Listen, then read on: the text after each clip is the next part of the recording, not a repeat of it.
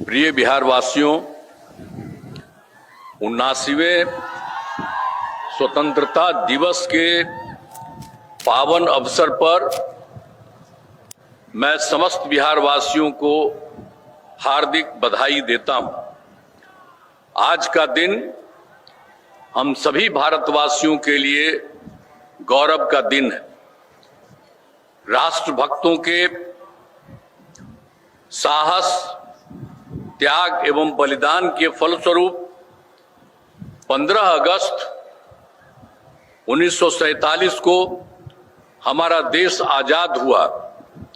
आज के दिन हम इन स्वतंत्रता सेनानियों को श्रद्धा सुमन अर्पित करते हैं, जिन्होंने आजादी की लड़ाई में अपने प्राणों की आहुति दी। उनके उच्च आदर्श आज भी हम सबों के लिए प्रेरणा के स्रोत हैं।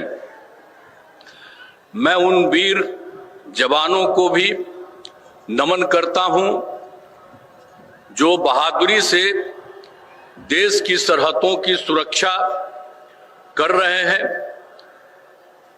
उनके बलिदान को कभी भुलाया नहीं जा सकता है। देश की रक्षा करने वाले भारतीय सेना का हम अभिनंदन करते हैं। इतिहास इस बात का गवाह है कि बिहार ने स्वतंत्रता आंदोलन में अग्रणी भूमिका निभाई। बिहार के लोगों ने हमेशा राष्ट्र निर्माण में बढ़ चढ़कर हिस्सा लिया है और देश के लोकतंत्र को मजबूती प्रदान की है। आप सब जानते हैं कि 24 नवंबर वर्ष 2005 को हमारी सरकार बनी थी। सर्वप्रथम राज्य में कानून व्यवस्था को ठीक किया गया। राज्य में कानून का राज बनाए रखना सरकार की सर्वोच्च प्राथमिकता है। सरकार द्वारा अपराध नियंत्रण एवं विधि व्यवस्था संधारण के लिए सभी आयामों पर योजनाबद्ध तरीके से काम किया गया है और राज्य में वर्ष 2005 की तुलना में हत्या, डकैती, लूट और फिरौती हेतु अपहरण की घटनाओं में बहुत कमी आई है। अब किसी प्रकार के डर एवं भय का वातावरण नहीं है। लोग देर रात तक बाजार हाट का काम कर रहे हैं। लोग बिना डर भय के हर जगह आ जा रहे हैं। अब उसके बाद हम लोगों ने तय किया है कि इसके अगले 5 वर्षों में, इसके बाद जो होगा तो उसके अगले 5 वर्षों में 1 करोड़ युवाओं को नौकरी और रोजगार देना तय किया जाएगा।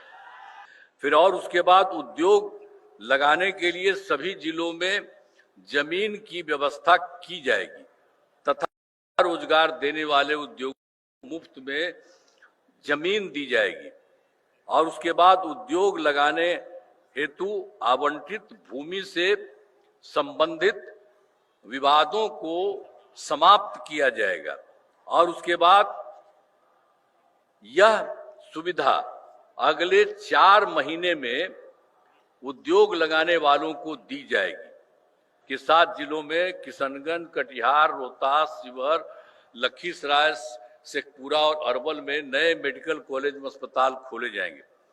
और फिर चौथा है, बिहार से बाहर रहने वाले लोगों को दिवाली, छठ, होली के मौकों पर दिल्ली, गुरुग्राम, चंडीगढ़, आदि शहरों से अपने घर आने के लिए राज्य सरकार द्वारा बड़ी संख्या में बसें चलाई जाएंगी। विशेष ट्रेन चलाने के लिए केंद्र सरकार से अनुरोध किया जाएगा और बिहार के विकास के लिए हम आदरणीय प्रधानमंत्री श्री नरेंद्र मोदी जी के नेतृत्व वाली केंद्र सरकार का पूरा सहयोग मिल रहा है।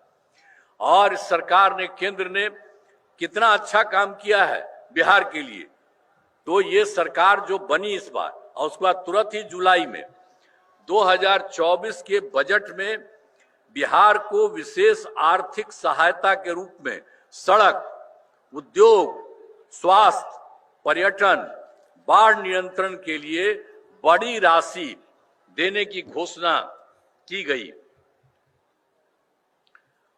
और उसके बाद फरवरी 2025 के बजट में बिहार में मखाना बोर्ड की स्थापना, ग्रीनफील्ड एयरपोर्ट की स्थापना, पश्चिमी कोसी नहर के लिए वित्तीय सहायता और राष्ट्रीय स्तर के खाद्य प्रसंस्करण संस्थान की स्थापना एवं पटना IIT के विस्तार की घोषणा की गई। इस वर्ष खेलो इंडिया यूथ गेम्स 2005 के आयोजन का जिम्मा बिहार को मिला, जो गौरव की बात है। और हम बताना चाहते हैं कि इन खेलों का आयोजन बहुत अच्छे ढंग से किया गया है। हाल ही में, और उसके अलावे तो और भी बहुत अच्छा काम किया है केंद्र सरकार ने। जाति आधारित गणना कराने का निर्णय लिया, जो बहुत ही अच्छा चीज है। तो इन सब के लिए हम आदरणीय प्रधानमंत्री श्री नरेंद्र मोदी जी का आभार व्यक्त करते हैं और उनको मैं धन्यवाद देता हूं कि उन्होंने भी सबके लिए बहुत अच्छा काम किया। और उसके बाद अंत में यही है कि सरकार की कामना है कि समाज में सद्भाव एवं भाईचारा का माहौल कायम रहे। सभी चुनौतियों के बावजूद हमारा राज्य प्रगति के पथ पर अग्रसर है। हमारा अतीत गौरवशाली है और विरासत समृद्ध है। हम इसी ऊंचाई को फिर से प्राप्त करना चाहते हैं। आइए स्वतंत्र दिवस के शुभ अवसर पर हम सब यह संकल्प लें कि बिहार को एक खुशहाल राज्य के रूप में विकसित करने के लिए अपना सहयोग प्रदान करें। इस अवसर पर एक बार पुनः सभी बिहार वासियों को मैं शुभकामनाएं देता हूं। जय हिंद, जय हिंद, जय हिंद। बहुत बहुत धन्यवाद। अपने आसपास की खबरों के लिए लाइक और सब्सक्राइब करना ना भूलें। Live India today.